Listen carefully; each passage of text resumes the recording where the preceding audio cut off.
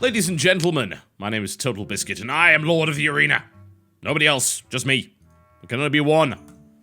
Be kind of weird, otherwise. You'd have to say Lords of the Arena, which doesn't quite slip off the tongue as easily. Gul'dan, Garrosh, and Thrall go into a bar. I think we're going to pick Thrall this time around. Played a bit of Warrior. I still like it. I think Warrior's got a lot going for it, but it's still a bit of a struggle in Arena, I tend to find, to be able to craft the kind of deck that I'm looking for. The kind of deck that I like to play with a Warrior is based around stuff like Armor Smiths, Frothing Berserkers, Enraged Creatures, and then stuff like Rampage, Cruel Taskmasters, and Whirlwinds in order to trigger this just gigantic cavalcade of destruction. And it can be pretty difficult to put together a deck like that. Warlocks kind of have a similar problem, I find, in Arena as well, because, again, you're looking for those specific combinations to really get the effectiveness out of your deck, and then you've got some of the more powerful demons that, if you don't have that, you might just skip entirely.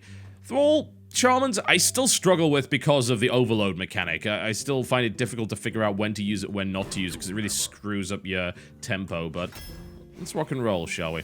The cool thing about Shaman, I suppose, is that while it screws up your tempo, it screws up the other guy's tempo, potentially even more than that. The ability to use very powerful removal on minimal mana is something that you can't really do with other classes. Admittedly, it's just a deck that you kind of put off later. Alright, Questing Adventurer, Argent Commander, and Mana Tide Totem. That's a pretty difficult start, honestly. The Argent Commander is something that I really like. It's very good when comboed with Brewmasters because you just get this nice little reliable removal. Generally speaking, an Argent Commander will 2-for-1 trade almost all the time. It's even better if you are able to put it behind a taunt wall to make sure it can actually do that. Questing Adventurer, I think, has fallen out of favor just a little bit. It used to be very powerful at the start of the beta. Everyone was playing them, and it was really difficult to deal with, but I think people have figured out how to deal with Questing Adventurers now in the kind of time that they're used to coming out and holding back a silence to make sure they get eliminated quite quickly. Mana Tide, I do like. Yeah, you can protect this fairly easily, and it can result in great card draws. If you get 2 cards out of the Mana Tide totem, then it's definitely worth it. And usually you can keep it alive for that long, assuming you have a taunt down, so I think we'll grab that. Ah, an epic. Okay, so 2 kinds of giants and a Faceless Manipulator. Interesting. So, Mountain Giant is probably my least favorite, because later on in the game it becomes harder and harder to cast. It's easier to cast early on, and you can get it out pretty early, but it's reliant on a number of weird factors. It's kind of like that weird 9/9 Twilight Drake bomb you used to be able to throw down pre-patch, so I'm maybe not okay with that. Molten Giant is unfortunate, because unless you're a Warlock, it means you're probably losing when you play this thing, and you're taking a lot of hits. And if you're taking the kind of hits that you need to play the Molten Giant, more often than not, you don't have the taunt to protect you, so the Molten Giant's going to get killed before it really gets to take swings, and sometimes it can trade quite nicely, but yeah. Faceless Manipulator, I think, is useful in many situations because you can use it on your opponent, but you can also use it on yourself in a situational way. So if you have something powerful and you want a double of it, then you can get it. Great for duplicating legendaries. Absolutely fantastic for that. So, I'm gonna grab one. Direwolf Alpha, Raging Worgen, and Shieldbearer. I have a little fondness for Shieldbearer, honestly. There's certain decks where this works pretty well, even though you can't actually attack with it. It's very difficult to get through. And you can also buff it as well, so I think you can rely on a Shield Bearer quite nicely in certain decks. Great in Paladin decks. Really, really cool. You can start to, if you're lacking in cards, build a little army of little initiates behind the Shield Bearer, and then maybe you buff it with the Blessing of Kings or something, and then suddenly that little bastard becomes a 4/8 and then just destroys people. It's really cool. Direwolf Alpha and then Raging Worgen. Both of these cards are really, really good. Raging Worgen is definitely one of the best picks, I think, in Arena, especially if you have a way of triggering that in Rage. You can get so much value out of it. Direwolf Alpha is pretty good as well. It's hard to really complain about this one, although you got to watch the positioning on it. It's also not one of those cards you can really play on turn 1 or 2 with a coin because it gets eliminated too easily. It's subpar stats-wise, and it becomes a giant walking target. It's really nice to play this when you already have two creatures on the field that are about to attack, because then you can increase the amount of damage that would be done, so it's messing with the mathematics of the opponent there. I'm going to take a Raging Worgen, I think. Fire Elemental, Core Hound, and Fairy Dragon. Alright. I've expressed my opinion on Core Hounds many times before. If you're not playing a Hunter deck, I would suggest not playing a Core Hound because I still think 5 health is just too low. Fire Elemental is just a phenomenal creature. It really is. 6/5, so it's slightly weaker than a Boulder Fist Ogre, but it's a 3 damage battle cry. As far as I know, it is the only 3 damage battle cry in the entire game. It is a really powerful version of the Elven Archer. very, very good at what it does. It usually trades at least 2 for 1, sometimes 3 for 1. Incredibly good. So I think we'll grab that. I do like the Fairy Dragon. I think it's a great card because of this ability. Can be a little bit of a pain in the ass. If you have a lot of cheap buffs and maybe you want to apply those, you actually can't because you can't target it. You can't heal it either. So that's a bit of a pain in the ass. But otherwise, it's great against mages, really. It's just absolutely fantastic against them. So we'll go with the Fire Elemental here. Ooh, another one. Okay. Well, actually, this is not bad. I don't like Ancestral Healing, honestly. It can be useful, but there are better ways to get taunts, in my view. And I don't view the heal as all that important either. So I don't like that card. It's like, it's using a card to give something taunt. If you want to do that, do it with a Defender of Argus, or do it with, whatever the hell the other thing is, the Sun Fury Protector. 2-2 taunt, not that great. Can't take many hits with it. Just don't think it's a particularly good idea. So I think we'll take another Fire Elemental. There we go. We got some punch in our deck. That's nice. Alright, Wind Speaker, Lightning Bolt, and Frost Elemental. This is what I was talking about earlier with the Overload, this idea that you can actually do some very early removal, which is not necessarily that useful, because do you need a Lightning Bolt on turn 1? Absolutely not. Yeah, and you're silly if you throw it out on turn 1, because it limits what you can do in turn 2. It's very stupid. It's decent later on in the game if you've got a lot of cards and you just want to squeeze out a little bit extra damage, you can turn the game around, but Overload can be a bit of a pain. Wind Speaker, and then Frost Elemental as well. I do like Frost Elementals, but I'd say that the 3 damage is better than a freeze. I really do, because this can get rid of something that can just kind of keep it around for a while. You also get extra stats in the Fire Elemental, so I think here we're gonna... I was thinking about a Wind Speaker, but I still think that just that removal is nice, you know? A Wind Speaker is a really good creature. You can do a lot with it. Give that Wind Fury on 1 turn, suddenly it's doing 12 damage. It's really good. It's a common card. I think we'll probably get another one in the deck later. I think we're going to grab that Lightning Bolt. It is kind of annoying, but there you go. Alright, now this is an interesting one. This works against 6 out of 9 classes. Against any other class, it doesn't work. There. The Dust Devil, 3-1, Wind Fury Overload 2. So, you play this on turn 1. Turn 2, you basically get no cards. You can't play anything. But it then becomes a 3-1, and it can deal 6 damage on turn 2, which is pretty powerful. Unfortunately, it's very easily removed, because it only has 1 health. So if you play this against a mage, it dies. And it overloads you, which is actually terrible. If you play it against a rogue, it dies. Play it against a druid, it dies. So it's that level of unreliability that leads me not to take it most of the time.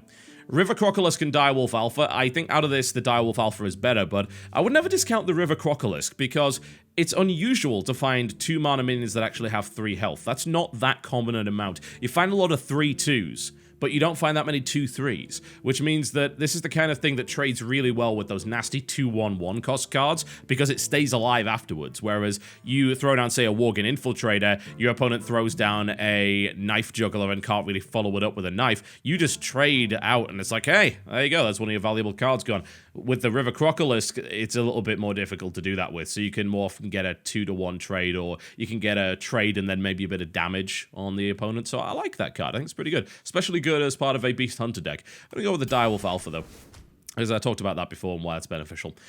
Alright, these are reasonably tough choices, because you have Earth Shock, which is the 1 damage and the silence, and then the Lightning Bolt. Earth Shock is nice because it doesn't overload you. It's not a bad card. Obviously, it's nice to have that level of silence. I do like it when silence is attached to a creature, though. The problem with the whole idea of silence and deal damage is that if you want to silence something, then you immediately kill it with an Earth Shock. This is especially true when you've got like a Wrath of Air totem down. Then what was the point in even silencing it to begin with? It just ends up being like a 1 damage, 1 cost card, which in my opinion is just not worth it compared to, say, a Lightning Bolt. Silvermoon Guardian, it's not a creature I generally take, but I maybe undervalue Divine Shield, and I think that's actually quite a silly thing to do, because Divine Shield almost always ensures a 2-for-1 trade. So I do like that. But I think we're going to take that second Lightning Bolt on the removal there. Oh, 3rd one. Alright, well, now we've got 2 of them, I think we can actually safely take the Wind Speaker. This is like the same draw as I had last time, wasn't it? Yeah, we'll definitely take the Wind Speaker here, absolutely. Because we already have 2 Lightning Bolts. Maybe we'll take a couple more later down the line, depending on how our deck actually looks. But I don't think we need to take 3 Lightning Bolts. So I think we'll take the Wind Speaker. Alright, another epic. That's awful. Okay, so Hungry Crab, South Sea Captain, and a Mountain Giant. These are both kind of terrible in arenas, right?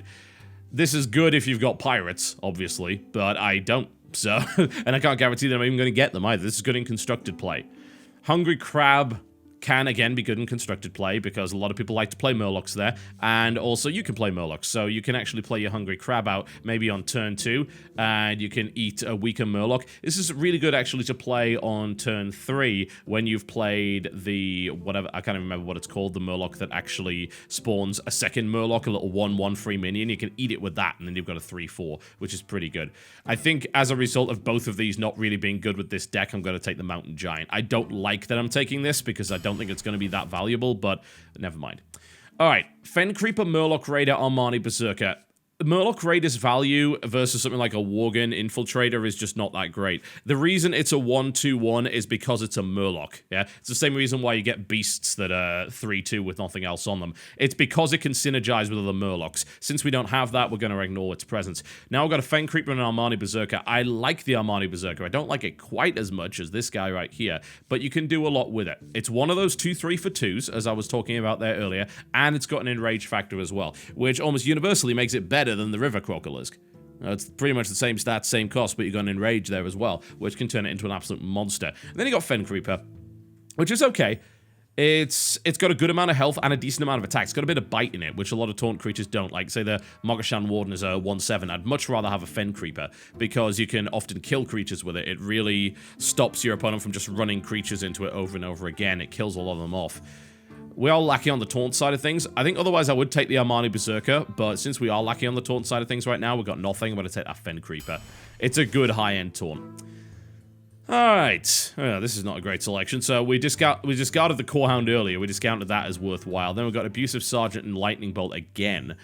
Abusive Sergeant is okay. The problem with it is it's a 1 cost, which means that playing it early is pretty bad, because you get a 2/1 with no other benefit to it. It is good to play on turn 2. Yeah, it is, because then you can get a little bit of a boost on one of your creatures. I'm not the world's biggest fan of it, I've got to say. It is nice you've got a lot of Wind Fury in your deck, I'll tell you that for a fact, though. That can be used to great effect. So, yeah, I think in this scenario out of these, it's probably the better pick, but I'm still really not happy with taking it on turn 1. Thing is, we don't really have any turn 1 minions yet, so let's grab it. There we go. Chillwind Yeti, War Golem, and Stormpike Commando. I still hate the War Golem. I think for 7 cost, it's not good enough. It doesn't have what it needs to really be worthwhile. Compare it to a 6 cost Boulder Fist Ogre, which is like a 6/7. And you think, well, why am I paying that extra mana for this thing? It only has 1 extra attack. That's not that great. Then you got Stormpike Commando, which is good, but it dies very easily. The ideal situation with this is you deploy it behind a taunt wall. It doesn't get blasted by a hero power or whatever, and you're able to trade it then for a second creature, or just start laying into your opponent with it. And then you got the Chillwind Yeti, which is just a great pick. 4/4/5. And you might think, oh, why would you pick this over the War Golem? It's the cost. I mean, it's almost half the cost, and it's almost just as effective as well. It trades well most of the time. So I think we're going to take one. Okay, a Silverhand Knight, a Venture Mercenary, and a Stormforged Axe. I love the Silverhand Knight. It's such a great card. Really, really good. You can do a lot with it. Stormforged Axe, though, that level of removal, especially early on in the game, is nice. It's got 3 durability. That's the thing that I really love about it. Unfortunately, I feel it's had an indirect nerf because of the change that they made to the healing totem.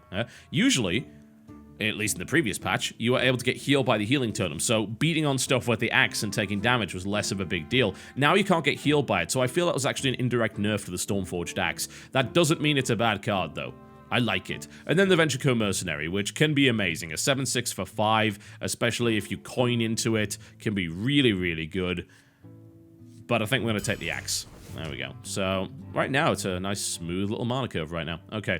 A second axe, a Mad Bomber on Unbound Elemental. We do have a decent amount of overload in this deck so far, and we might end up with more. Unbound Elemental can be pretty good. Obviously, it's very circumstantial. It may be that you just can't get an overload card out, so you have to play this thing, and it's a 2/4 for 3, which is not the best ever. You know, you can get better value out of a 3-cost minion there, but you can do a lot with it as well.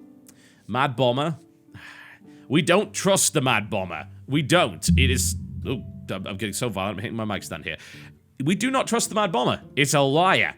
Do not believe it. I think we're going to take that Unbound Elemental, actually. There we go. Flame Tongue Totem, one of my personal favorites. Over these two, I take a Flame Tongue Totem almost 100% of the time. The cool thing about the totem is that you can turn your other totems into something that can actually attack. The utility of it is massive, especially useful when you have like a Stone Claw down to protect it, but then you can also attack with that Stone Claw as well. It, in my opinion, is fantastic. Really, really like it a lot. So I think we will take that. Versus the other two, Kobold Geomancer is not bad in this deck. I mean, you know, I've got 2 Lightning Bolts, so it's not the worst thing ever, but I think the Flame Tongue has to be taken here. Alright, Stormwind Champion, Spellbreaker, Bloodsail Raider. 3 good cards for this deck. You know, that's good because I happen to have a Stoneforged Axe, so there's a lot you can really do with that. Admittedly, it puts you in a kind of weird, awkward spot. If you coin into the axe, then you can't actually play that second turn because of the overload, but usually that's not really an issue. You turn 2 that, and then you turn 3 that, and it's actually a 4-3, which is pretty good. But again, if you don't have a weapon out when you pull this, it's not that helpful. This is better in a rogue deck where you can almost guarantee a weapon. Or, of course, a weapon-heavy warrior deck. Stormwind Champion. This is really good in a Shaman deck because of the amount of totems you might have late game. Maybe you're running out of creatures, you've got totems, but the totems can't attack. Stormwind Champion says yes, they can, which is ideal. Spellbreaker, this is like almost an auto pick for me. It's so very good. I don't have any silence in the deck yet. It's a 4-3 with a silence. It is incredibly valuable. And honestly, it's a card that I think Trump put at the top of his arena tier list, and I agree with him. It's really, really good. So, as much as I don't like to avoid the Stormwind Champion, I think we'll have to take the Spellbreaker here. Alright. Okay, it's a bit pants. So, Dalaran Mage that recently got nerfed down to a 1-4 instead of a 2-4. It was amazing as a 2-4 with a spell damage +1, by the way. And then you got a Rockbiter weapon and a Goldshire Footman. The thing that I like about Rockbiter weapon is that it's give a friendly character +3 attack. This means you can turn a totem into something that can trade, which is better than just, you know, beating on something and taking a lot of damage. And then the Goldshire Footman, which is kind of a rubbish taunt, but at least it's a 1-cost taunt, you know? At least it can attack. It's a 1-cost taunt. It maybe can take a hit. I think Rockbiter weapon is by far the best choice there, though. Well, this is a very easy call, in my opinion. You can use this in a deck like this, but I'd probably need a couple more weapons to make it viable, but I think the Stormwind Champion is by far the best pick here. Oasis Snapjaw 4/2/7 is not a great card. I still think if you're going to grab anything, get a Mogashan Warden. Or if you can give a Taunt, it's not bad, and obviously in a Hunter deck, it's okay too. Combo that with a Houndmaster, you suddenly make like a 4/9 Taunt, which is fantastic, but I think we're going to go with the Stormwind Champion here. Ooh, a bunch of trigger cards. Alright, so Knife Juggler, Violet Teacher, and Imp Master. Here I would say the best bet is a Knife Juggler, because you can, as a Shaman, almost always summon a minion, because you can just dump down a totem, so the Knife Juggler becomes way more effective in that scenario. In a spell-heavy deck, sure, Violet Teacher can be good, but I don't really have that many spells yet. In fact, these are almost all creatures, so... Then the Imp Master. Don't really have too much that can work with this. You can get an Imp Master and maybe get a Cult Master out at that point and then start to sacrifice the Imps for cards, which is great, but I don't have a Cult Master yet, so I think the Knife Juggler is by far the best call here. A Flame Tongue Totem, an Earthshock, and a Dragonling mechanic. I think in this case we will take that second Flame Tongue. I'm still a little low on Silence, and I'm hoping we get a little bit more, but at least I have some in the deck, and a second Flame Tongue is very powerful, so... Alright, Darkhind, Dwarf, Boulder Fist Ogre, and Gnomish Inventor. These are all really good, actually. These are all really good cards. Boulder Fist Ogre is a 6/7 for 6. You can see why I like this over the War Golem. It's just a one less health for 1 less mana. Darkhind Dwarf's really good too. Just looking at my mana curve here and trying to fill it out. My card draw's a bit weak as well, actually, come to think of it, so we might have to grab that Gnomish Inventor. It's just really good, because with 4 health, you can usually get at least 1 creature out of it, maybe 2. And you get your card draw as well. So if you kill a creature with it, and you get a card, then in my opinion, it pays for itself. So, I'm gonna grab one. Loot Hoarder, Chillwind Yeti, Flame Tongue Totem. We've already got 2 Flame Tongues. I don't necessarily think we need any more. I played a 6 Flame Tongue deck at one point in Arena, and it was just weird. It's like, I don't know what's happening here. I'm hitting Flame Tongues with other Flame Tongues. Chillwind Yeti. A second one of these would definitely not go amiss. I think we've got some decent 2s. Direwolf Alpha, Knife Juggler, a couple of Flame Tongues here. And I don't like the Loot Hoarder because it gets sniped too easily by the 3 classes that have a removal hero power. This is why I try to avoid anything that has 1 health, for the most part. So I think we're going to grab the Chillwind Yeti. Okay, ooh, the Bloodlust, yes. Now this is the I am going to horribly murder you in one turn card that people don't necessarily expect, but also have to be wary of when it comes to dealing with shamans. This is fantastic if you've got a lot of totems on the board. It's really, really good for that, and you could just murder your opponent with it. Rayleigh is kind of similar principle, but honestly we have Flame Tongue totems, which I think are just better. So I think we're going to grab the Bloodlust there. Alright, 6 cards left. Ooh, Taunt. We're kind of lucky in that, and Feral Spirit is so good. It's the double overload is what kind of kills it for me, but honestly, it's 2/2/3 wolves with Taunt. It's pretty damn good, and you can also summon it around a Flame Tongue totem to make those bastards 4/3 each, which is just phenomenal. Defender of Argus is probably the only other one that I'd really pick here, but my 4s are already... I've got a decent amount of 4s right now, so I'm thinking Feral Spirit for the earlier game might be a bit better. Wind Fury, Mad Bomber, Elven Archer. I think we're going to ignore the Elven Archer. Our early game removal's really good, so we don't need the Elven Archer in here. Wind Fury, it's what it says on the tin, isn't it? It's not a bad card at all. You can do a lot with it. Give it to a Fire Elemental, give it to a Mountain Giant, and things start to get really wild. And then, of course, we've got that Mad Bomber that I've spoken about earlier. I'm going to grab that Wind Fury. I'm avoiding bombers right now. I don't like them. A second Bloodlust. Yeah. Versus these two, I'd say so. Booty Bay Bodyguard is one of those weird aggro taunt creatures that actually only have 4 health, so they tend to die quite easily. So I'm not massively keen on it.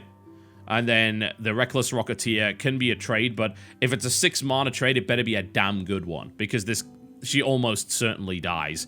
There are ways around it. If you've got 8 mana, you can cast that and then Wind Fury it, and then it does 10 to a hero or something like that, which is not bad, but keeping it alive is a nightmare. So I think a second Bloodlust. Okay. Lepidome, Stormpike Commando, and Cult Master. The Lepidome's really the only kind of 1 health creature aside from the Worgen Infiltrator that I like taking in arenas, because even if it dies, at least you do some damage with it. It's like, oh, right, okay, so you wasted 2 mana to get rid of this, and if it's, say, a Druid or a Rogue, they hit it, take 2 damage, then take 2 more. So it's a, you know, for 1 cost in a card, it's not bad. Then you've got Stormpike Commando and Cult Master. I do like Cult Master in Shaman decks because of the ability to summon those creatures. The main problem with totems is that you usually can't attack with them unless it's one of the weaker ones. It's pretty good for Stoneclaws, though. You can get cards out of it, so yeah, we're going to grab one of those. Shieldbearer, Harvest Golem, and Ancient Brewmaster. Our 3s are not looking too great right now. We might want to strongly consider that, actually. Ancient Brewmaster is nice, but we do have a lot of 4s at the moment, and we're weaker on the 3s, and Harvest Golem's just great. It's so hard to kill. You kill one, you get another one. It's a pain in the ass. You usually get a really great trade out of it. You can usually kill 2 creatures with it, maybe more. Okay, Abomination, Violet Teacher, and the Mana Wraith. I have never played a Mana Wraith in a deck, I've got to say. It is kind of strange. But it can screw people over. It can screw the tempo over. You play a Mana Wraith very early, minions cost 1 more, and then the other guy's like, oh, damn, I can't play my usual minion to counter this, and you can gain a bit of a tempo advantage there, and you start to put more creatures on the board than the other guy. It doesn't last for that long, obviously, because it's all minions there, but you can screw the opponent over for 1 turn, which might be enough to get back into the game. Obviously, late game, it's pretty useless. Not entirely. You can play the Mana Wraith and then screw over the ability to play Deathwing, for instance, on turn 10, because Deathwing then costs 11 mana, so you can never play him. But, yeah, he dies pretty fast. I think the Abomination can be really good. It very much depends on what... Like, as in a Shaman deck, it's kind of lacking, though. That's the biggest problem with it. Shaman decks have a lot of 2 health totems out, which means the Abomination has a tendency of wiping out more of your board than the rest of it. I think this time we're actually going to take a Mana Wraith. I know, it sounds a little bit weird, but I think that with a Shaman deck, this isn't bad because it doesn't affect your hero power. So I think a Mana Wraith's not bad. I think you can gain a little bit of an edge with it. So there we go. Alright, that's okay. We've got removal. We have a weapon. Shame we don't have another weapon. I could have grabbed another Stormforged axe, but I never got a Doomhammer, which is disappointing. I guess that happens. Didn't get any legendaries out of that one either. But I think we've got a strong start here. We've got a number of good buffs. We've got some really powerful endgame creatures. You know, these guys are beasts at the end here. And, of course, we've got the Bloodlust. So I think we can do well with this. So, without further ado, let us begin. Alright, here we go. We're gonna fight a priest. Okay. This can be pretty ugly. Priests are pretty good now, but we'll see how it goes. Alright, there's that abusive sergeant at the start right there. I think we're gonna toss those 2 and see if we get something a little bit better for the early game here.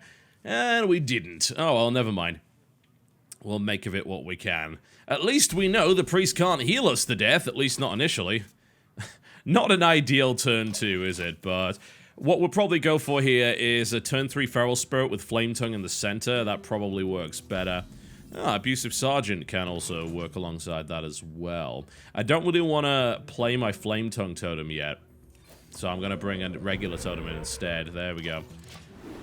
I don't want to reveal what I'm going to be doing there. The thing about putting the Flame Tongue totem down so early is that you won't necessarily get the benefit out of it. Priests have a lot of silence. Novice Engineer comes out. Alright, so Feral Spirit's a really good thing to have now because they are very much the kind of things that will trade very nicely with that. So, we could Abusive Sergeant and beat that down. That's actually kind of tempting, I gotta say. Do I want a Feral Spirit now, or do I want to beat down that with the Healing Tone? I think we're going to change our plan around, because I think this is actually a good thing to do. There we go. So, we give that the 2 there, and then we can still play the Flame Tongue Totem, and we absolutely will. Shall we? Maybe we just play another regular totem, actually, at this point. One way or the other, we hit that with the Healing Totem, which is fantastic. Do I want to play my Flame Tongue now? Yeah, why not? Why not? I mean, that's 8 damage potential next turn unless he can handle it, so... It's not bad. Well, 6 damage potential, but... That's okay. Let's see. So you got a lot of kind of threatening targets. The thing about the Flame Tongue Totem is, like, do you take out the Flame Tongue Totem or do you take out the minions that it's powering? And early game, it can be difficult to do both, especially as a priest. I expect maybe a Silence to come out here. That's really the only thing it can do. Is coined. What's he gonna do? Sentient Shield Master. Alright. Cool. I can still trade well against that, so I'm not overly worried. I can just throw this. I can throw my totem and that at it, so it gets rid of it. And I've already got decent value out of that. So what I'm gonna do is, I think we'll play the Chillwind Yeti now. I don't think we need the Feral Spirit yet, so we're gonna play the Chillwind Yeti here, because we're about to lose that creature. And it kind of sucks that I'm gonna end up losing 2 creatures to get rid of the Shield Master, but it still leaves us in a pretty good position. So I'm alright with that. Things are not going too badly. And bear in mind, one of those creatures was a totem as well, so it wasn't like I lost a card from it. And that totem had already paid for itself. Okay, Leper Gnome comes out. Let's see what kind of follow-up we see here. Thought Steal. Alright, so at least he can't play anything unless he's got a Silence, because he's on 0 mana right now. Alright, so what do we got? We might play that Mana Tide totem. What annoys me is that I'm gonna really have to get rid of that. Actually, I don't have to get rid of it, because I have Feral Spirit. That's the wonderful thing about Feral Spirit. I don't have to get rid of it at all. So, just in case this does it the wrong order, I want to do the attack with this first. And then I'm gonna play my Feral Spirit, because I'm not sure where it'll summon it. Oh, what the... Ah. That was a annoying mistake. Yeah, so what I should have... Actually, I don't think I could have helped there. Maybe I just should have, the last turn, moved that. I don't know. That's really irritating, because I was hoping at least one of them spawned on that side, but unfortunately it doesn't work that way. Alright, well, Totemic Call goes out then, and at least we've got a couple of Feral Spirits up, so it's going to be a bit more difficult to deal with. Even if he Holy Novas here, he's still not going to kill everything, but he would get decent-ish trades. Okay, Gnomish Inventor comes out. Alright. What's his follow-up? Northshire Cleric. Okay, well, he can't really heal anything just yet, so I can get rid of that Northshire Cleric before it really becomes a problem. I just need to be careful not to heal my own stuff before I eliminate that.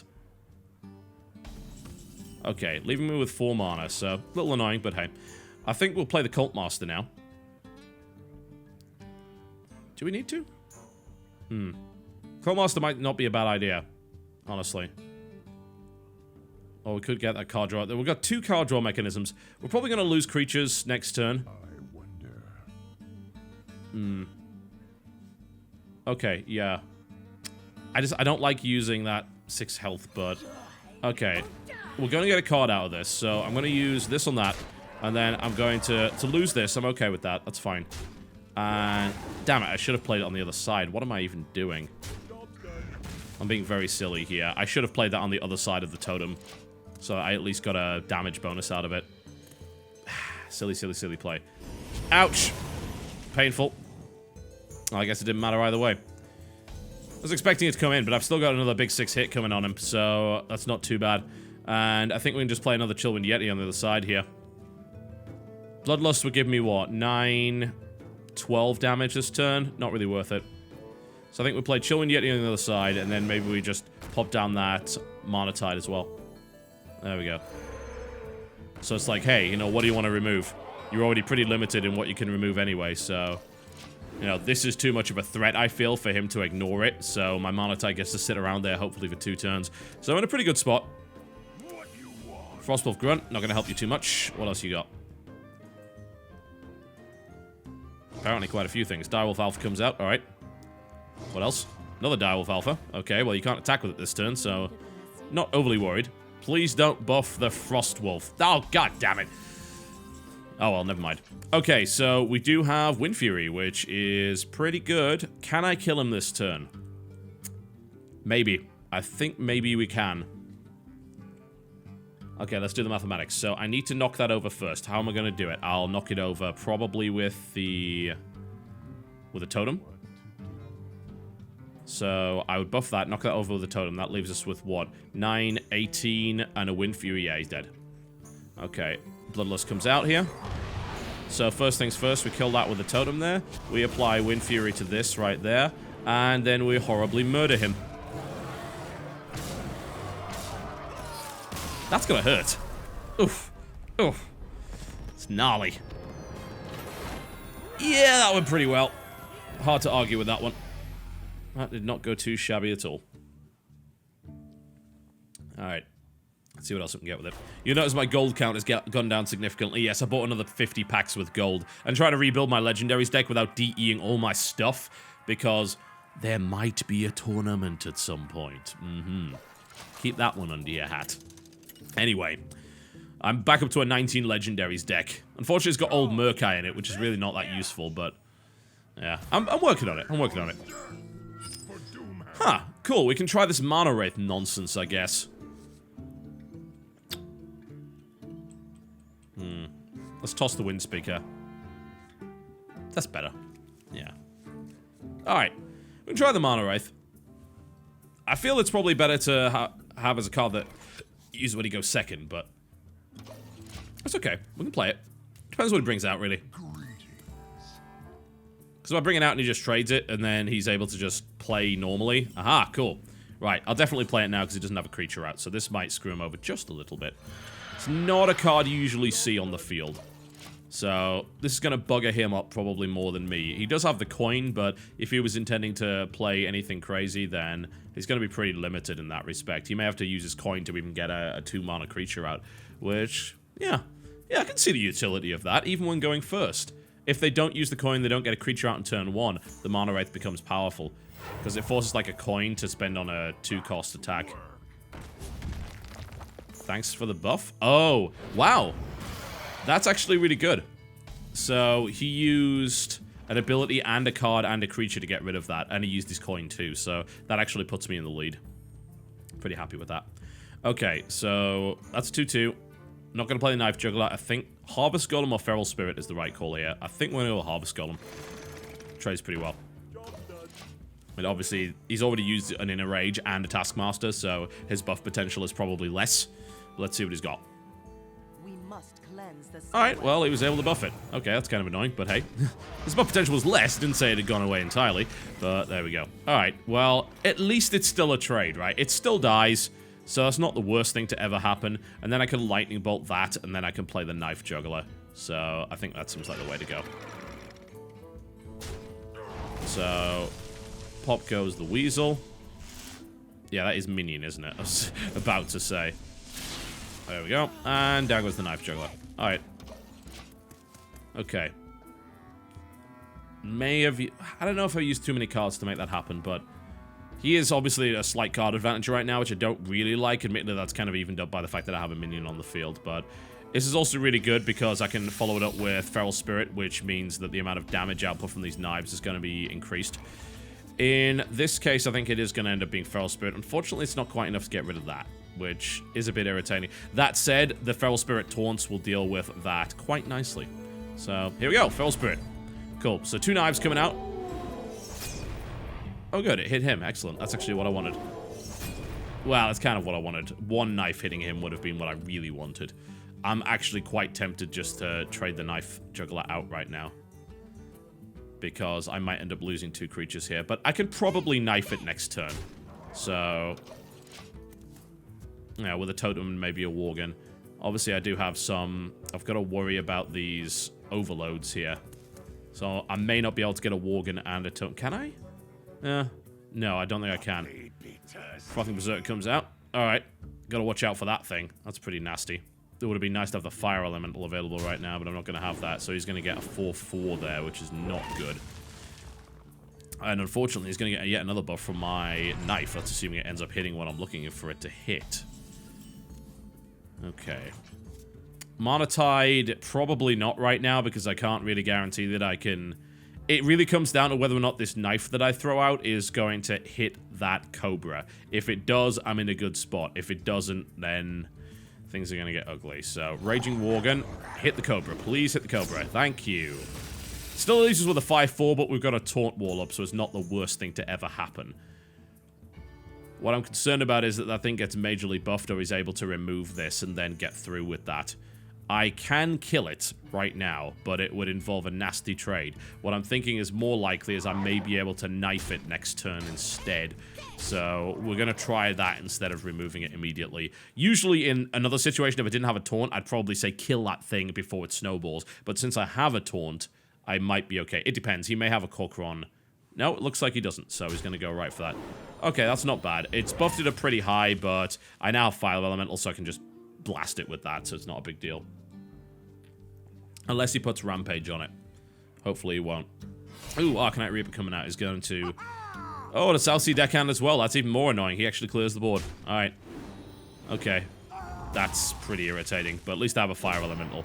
And he takes some damage from that as well. So I'm not in the worst position, especially considering the Fire Elemental is about to dominate that. Fire Elementals are also 6/5. He will be able to kill it, but he'll take another 6 damage in the process, which is pretty good. So we blast that completely. Down it goes. There we go. Would have been nice if I had 1 more mana and could maybe bring a Stoneclaw out, but no. If he wants to use his last Arcanite Reaper on that and take another 6 damage, then okay. I'm alright with that. It's not the best thing ever, I'd prefer to do more with it, but at least it's taken out a very valuable creature there, so it's not too bad. Could definitely be better, though. Taunt is just great against weapon-based warriors. Especially as a shaman, just put Stoneclaws up, he gets infuriated, wastes charges. Yep, he's going for it. I mean, I think he realized he just didn't have a choice in the matter. So that takes him down to 15.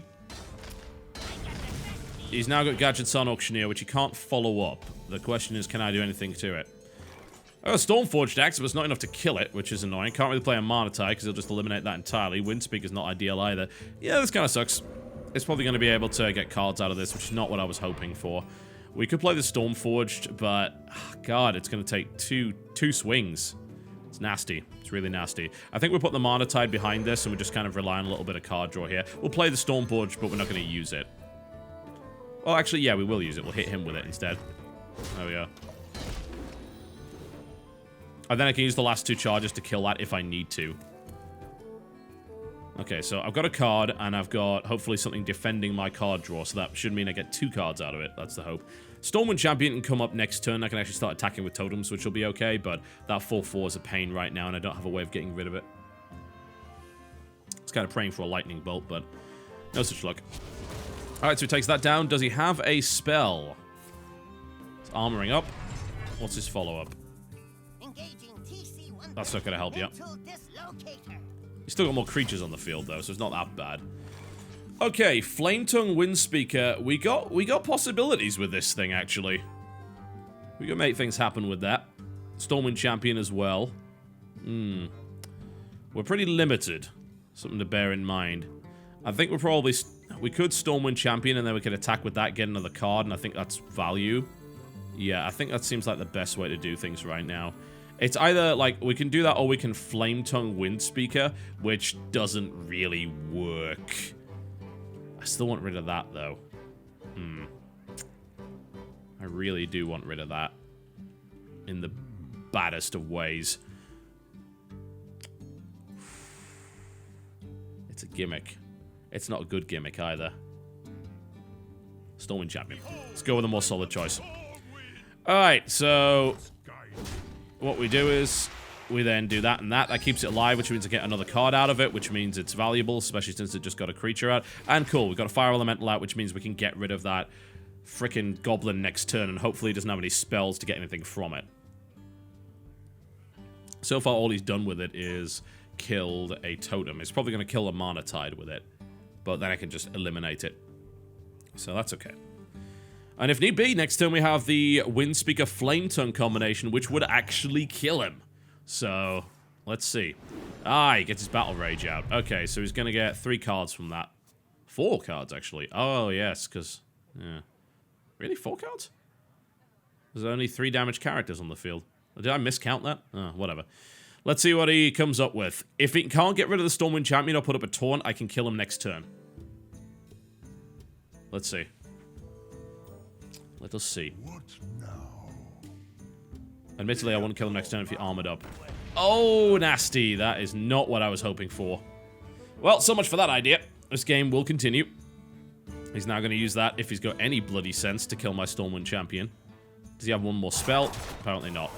Ouch. And that's why the Dark Iron Dwarf's so good.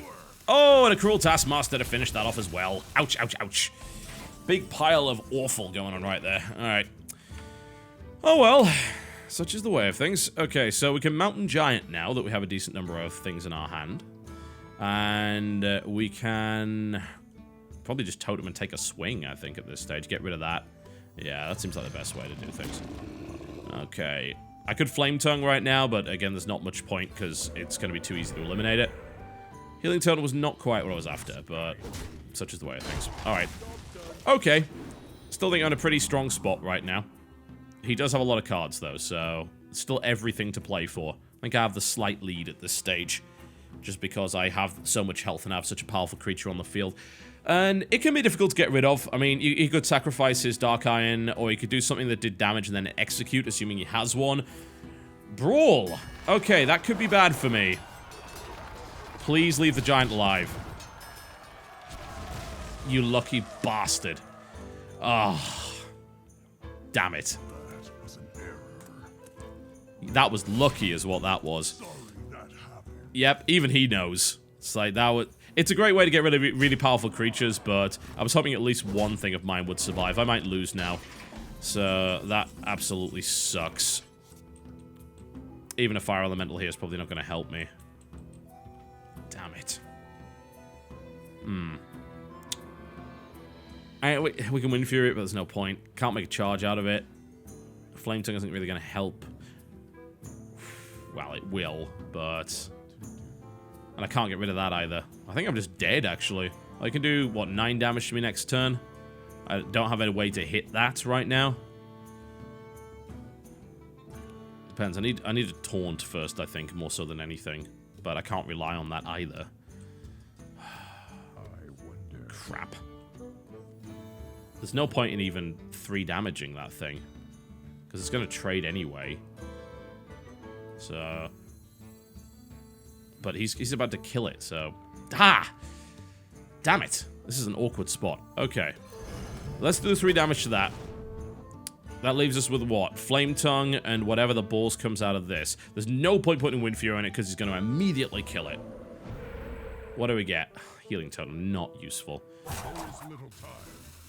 And putting the Flame Tongue out is pointless too. It'll just die immediately. Crap. This is really bad. That brawl completely screwed me.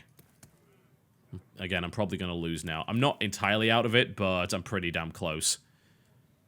It depends what I get next turn and what he's able to pull off. Because that's going to die. We know this. Which is annoying because he armored up pretty heavily against it. So he's down to 11 now. He can then hit me with that. At least his Arcanite Reaper's gone. So we need a way of getting rid of this. I need something that deals damage and deals it quickly. Oh, that just made matters horribly worse. Oh, man. Okay, so what can we do to get rid of it? We can actually kill it with a Healing Totem. Yeah, I know. And that's exactly what we're going to do. How to be a dick 101. Abusive Sergeant. We're going to lose the Abusive Sergeant. We kill that. That kills off his thing. I'm so stupid. Actually, no, I'm not stupid. I was about to say I'm so stupid I should have played the Cult Master, but then immediately realized, actually, no. That would have been a terrible idea. Alright. Yeah, let's get the Cult Master out. There we go. Yeah, because the Cult Master would have exploded immediately with the Abomination, so that would have been a bad idea. Okay. It comes down, I think, to this turn. If it can get good control back on the board, he probably... Oh, come on! More sodding brawls. Oh, my Cult Master lives. Do I get 2 cards from that? Yes! Thank you! Much appreciated. Yeah. There we go. There's some karma for your brawl earlier. Alright, and I've got a good taunt out of that as well. It's fine. I expected to lose that. Not a big deal. I got 2 cards out of it. I'm okay. Double Bloodlust possibilities, folks. Yes. Fenrir could actually kill him. That would be hilarious, wouldn't it?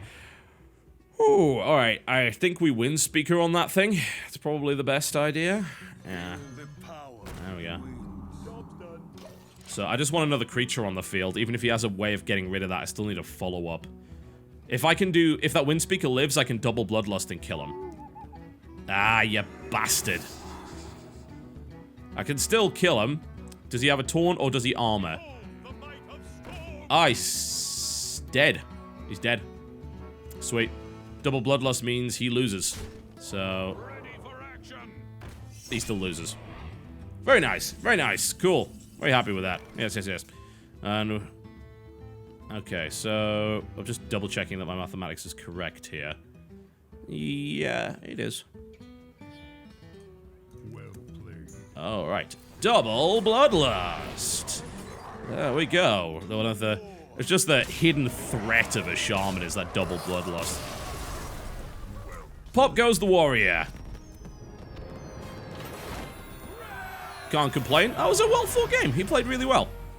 They got a little bit lucky with the brawl. Little bit lucky, but it's such as the way of things with brawl. It can work out that way. Statistically, it was likely that one of my creatures would have lived, but it wasn't that likely. There were only 3 creatures on the field, so leaving his creature alive, the odds were against him, but it was still pretty good because the chance I would have lost at least one of mine in the... Oh, hello, Tubby the Fat. He's actually a StarCraft player. I think he was on Infinity 7, wasn't he? Alright, he's probably going to crush me then. Pro gamers are scary, man. I'll tell you that for a fact. Okay, I think that's alright. I'm going to stick with that. There we go. It's not too bad. We may get an early Mountain Giant play out of this if we hold on to the coin, but we'll see. Innovate. Alright, that's a nice start. What are you going to bring out for it? Oh, a Harvest Golem. That's a very good start for you. Very good. Alright. Well, there's nothing I can do. I'm just going to have to let him hit me. Turn 2 out and Harvest Golem of my own. Which is the most awkward kind of flaily trades ever. It's not that great. So, let him deal 3 damage to me. We could still go for that silly early Mountain Giant play. I'm trying to think, how early could I get it? So, next turn it would be what? 5 mana? So, you can turn 4 Mountain Giant. I don't take a lot of damage in between then and there, though, so... I think we play the Worgen here with a 3-3. Admittedly, he can still deal with it, which is a little irritating. But I can't have him keep beating on me, can I? Or maybe we just Golem of our own. Yeah, alright. Golem of our own.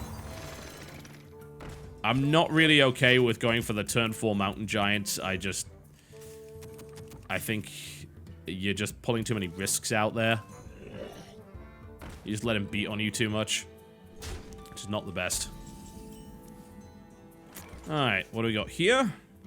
Well, since he ignored me, that's actually pretty cool because I can use the Flame Tongue, but unfortunately... that will... yeah. Yeah, that's okay. That works. We can make that happen. Alright, so we're going to put the Flame Tongue down, which is going to let me eliminate his ghoul. There we go. It's going to leave it with 4-1 as well there, so that makes it a little bit awkward to get rid of. He'll probably try and kill off the Flame Tongue. And he's going to swipe it. Alright, that actually clears the board. Okay.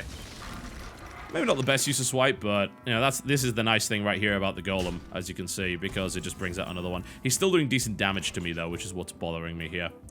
So, okay. I think now we go Gnomish Inventor. There we go.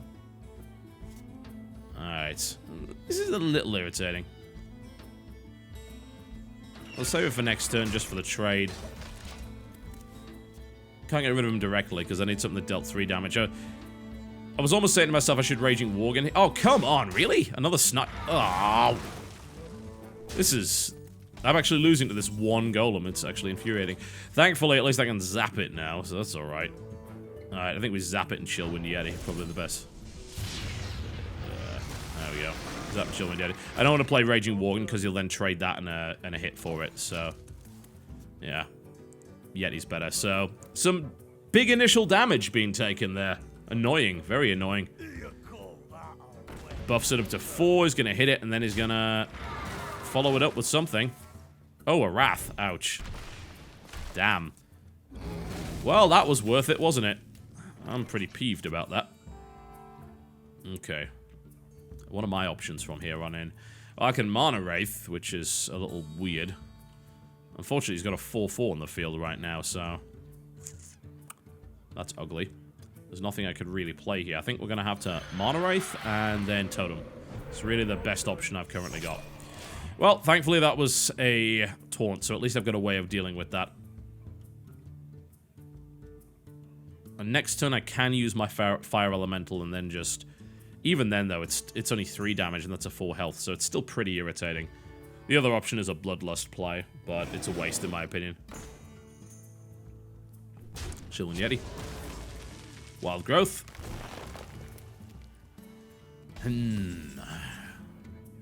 Alright. Well, this is not great. At all. So, I can Bloodlust to kill one of his creatures, but it still leaves the other one alive and use a bloody Bloodlust in the process. So, I'm thinking Fire Elemental here. And then what we do is, what do we eliminate? I wonder. Probably eliminate the Yeti, really. It's the best value that I can get out of this trade here. Leaves a 4-4 versus a 6-5 on the board. I still have a health disadvantage, but it might be something I can get back here. And I can also Mountain Giant next turn, so that's pretty good. He does have a bit of a mana advantage, and that's what worries me. He might have something beastly later on. Let's see what he's got. Hopefully no Ironbark Protectors.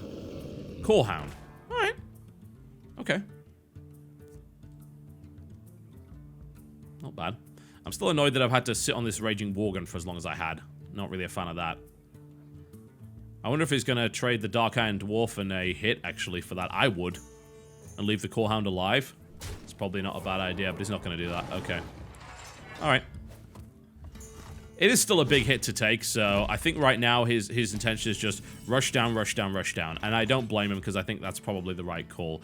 What we're going to do now, though, is we're going to trade that for the Core Hound. And then we will kind of hope for the best from there. We'll get the Mountain Giant out. There's no other way to eliminate what he has on the field reliably, so...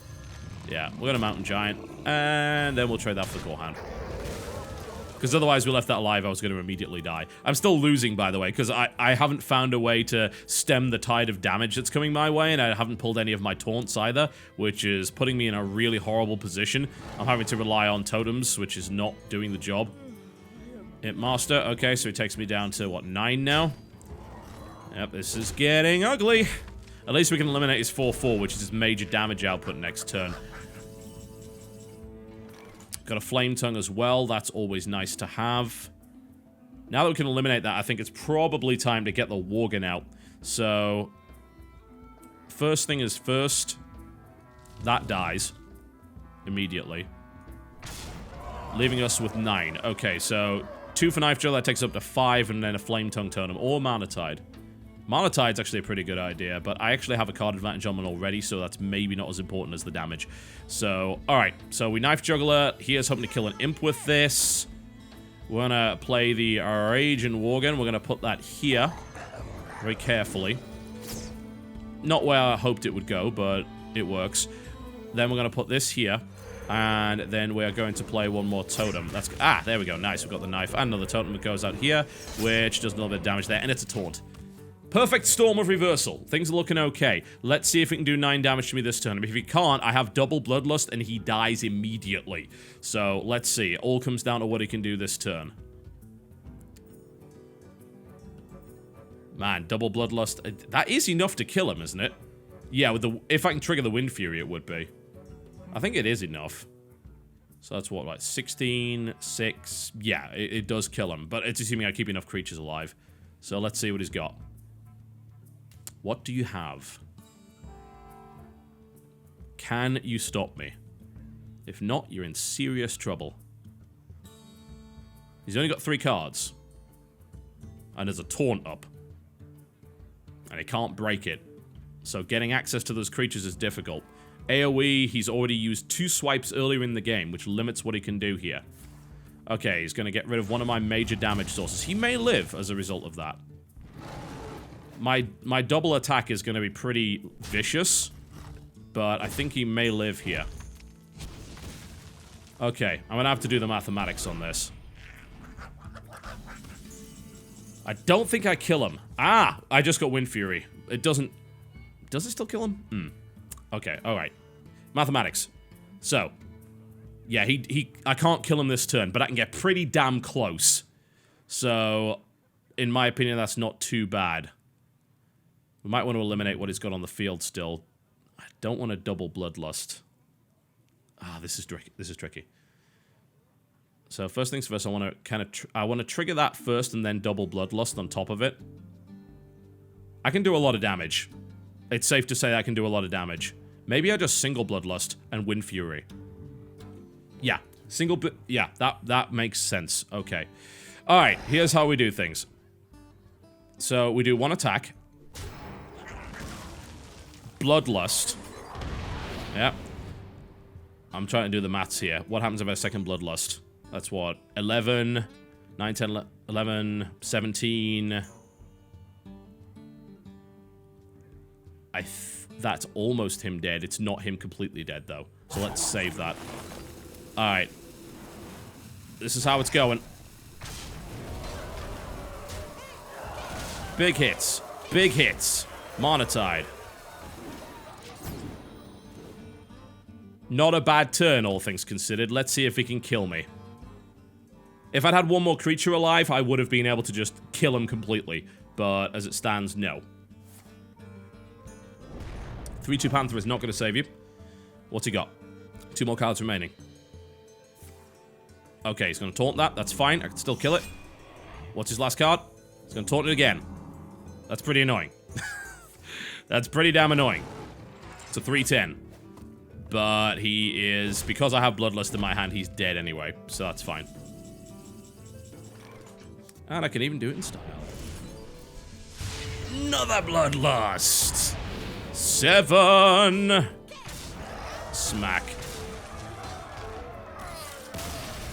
Success! Not a bad deck, all things considered. That was more of a Rocky moment. Let him pummel on me for the first 27 rounds and then turn it around with the big haymakers. I'm happy with that. That went pretty well. There you go. 3-0. Not a bad start. Expect the 3-3 tomorrow. My name's been TotalBiscuit. Thank you very much for watching, and I'll see you next time.